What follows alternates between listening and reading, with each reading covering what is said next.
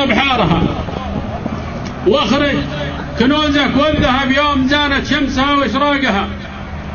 يوم العلم رفرف ورايات الشرف غطت الدوحة بيوم أفراحها، عرفا وعرفانا لمن أصل قواعدها وصان ترابها، وتواصلت يد العطاء لليوم والناظر يشوف أحفادها، متمثلة في سيدي راعي النهضة هو رمزها وامجادها، نشهد وتشهد له ولجداده عجم وعرابها، لابو مشعل فارد زمانه قالها الشعب من صميم أعماقها، فالشمس ما حد لها يجهل ولا بيده يغطي عظيم إشعاعها.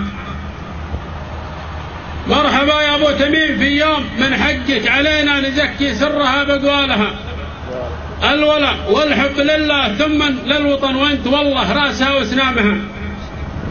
غلاك يا سيدي تنبضه قلوب شعبك وهذا الجمع يمثلها برصف رجالها، بسيوفنا وافعالنا واقوالنا واسلافنا دايم وما زالوا يوصونا بها، واليوم نجدد عهدنا بنا جندلك لا ودك البحر ازهل ما نهاب امواجها، والتصريح يا سيدي صادر من صميم القلب قال كل اصحابها باسم الرياشي وحجاجي من نسل بن قحطان من طيب العرب وعراقها، قلت نعرب عن صادق تهانينا بيوم تهنا قطر جمعا بكل اطيافها، يوم ابن ثاني شمر جنوده واعلن دولته وارسى جذور اطنابها، تعيش دوحة العز المتزينة مثل العروسة لابسة فستانها، وابراجها متعانقة بالسحب تشهد لمن رصن قواعدها ووطن ساسها، كورنيشها والجسر أصبح يذهل كل زاير فنها وإعمارها، وتفجر البحر والبر بالخيرات والنهضة تعم أطرافها،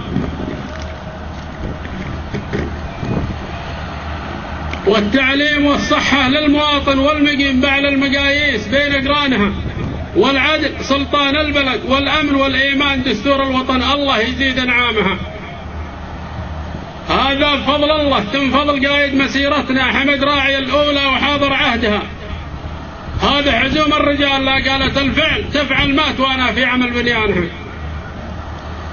قلت علمتنا يا سيدي دروس نفخر ويفخر كل من للعز يتغنى بها، وكت بأن المواقف ليس قصرا على كبر الدول أو عدد سكانها، وصنعت من دولة قطر دولة عظيمة يا تميمي وانت والله قدها وركازها، وتجسد الأمر يوم الملوك أقبلت من كل حد طايع سلطانها، وتجمع القادة في دوحة الخير والحكمة عظم مقدارها، بقيادتك يا أبو تميم يوم أنت في المنبر وفي القاعة تهز جنابها، شرفتنا والبسنا تاج الفخر يا أمير داري وانت في علياها، لا هنت يا أمير القلوب يا صاحب البيضاء للعرب وأخوانها، وبشرى لدولتنا بنجلك ولي العهد على دربك رسم خطواتها، تميم في المحافل مبتسم ونه في الشدات رابط جاشها، قلت ماخذ من صفات الطيب والفطنة من أصلها المعروف بين أعرابها، الله يقوي أصحاب العزايم والهمم